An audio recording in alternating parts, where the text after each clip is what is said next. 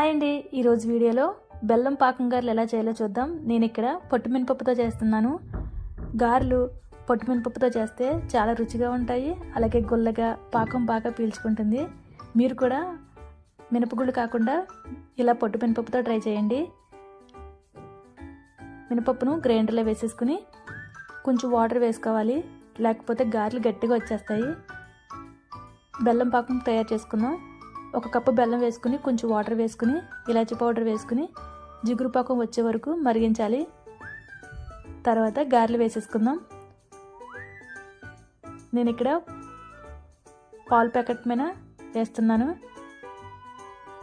ఇలా ఒక్కొక్కటి గారెలు వేసేసుకుని మంచి కలర్ వచ్చే వరకు ఫ్రై చేసుకోవాలి. ఫ్రై అయిన గారెలను వేడివేడి పాకంలో వేసేసుకోవడమే.